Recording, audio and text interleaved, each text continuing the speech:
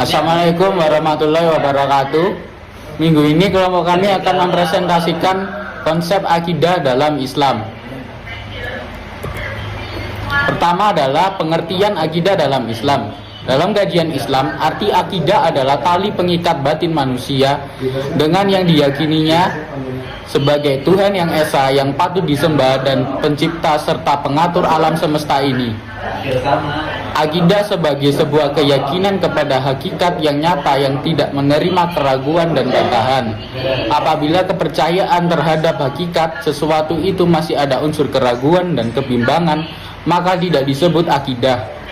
Jadi akidah itu harus kuat dan tidak ada kelemahan yang membuka celah untuk dibantah.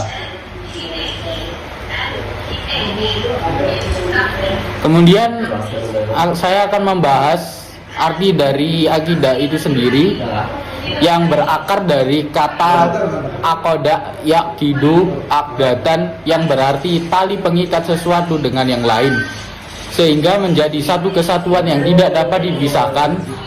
Jika masih dapat dipisahkan berarti belum ada pengikat dan sekaligus berarti belum ada akidahnya. Dalam pembahasan yang masyhur, akidah diartikan sebagai iman, kepercayaan atau keyakinan.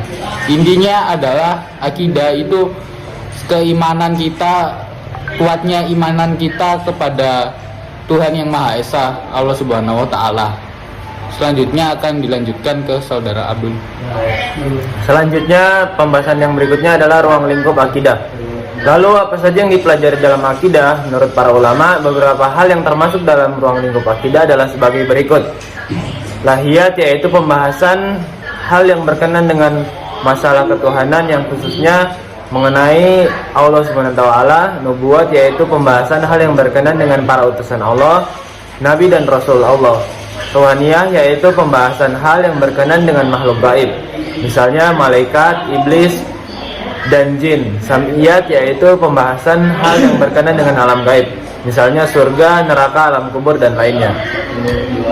Kemudian sumber akidah. Akidah Islam adalah sesuatu yang bersifat tauqifi, artinya suatu ajaran yang hanya dapat ditetapkan dengan adanya dalil dari Allah dan Rasulnya. Maka sumber ajaran akidah Islam adalah terbatas pada Al-Quran dan Sunnah saja. Kemudian ada fungsi akidah. Yang pertama, fungsi akidah adalah akidah Islam adalah landasan bagi seluruh ajaran Islam. Akidah Islam berfungsi untuk membentuk kesalehan seseorang di dunia sebagai modal awal mencapai kebahagiaan di akhirat. Akidah Islam berfungsi menyelamatkan seseorang dari keyakinan-keyakinan yang menyimpang seperti bid'ah, khurafah, dan lain sebagainya. Yang terakhir, akidah Islam berfungsi untuk memastikan seseorang sebagai muslim atau non-muslim. Selanjutnya akan dilanjutkan dengan teman kami, Aru. Yang terakhir yaitu prinsip-prinsip akidah dalam Islam. Pengakuan serta keyakinan bahwa Allah Subhanahu wa taala adalah Esa. Pengakuan dan keyakinan bahwa para nabi telah diangkat oleh Allah Subhanahu wa taala untuk menuntun umatnya. Meyakini akan adanya hari kebangkitan. Meyakini bahwa Allah Subhanahu wa taala adalah Maha Adil atas segala sesuatu yang terjadi.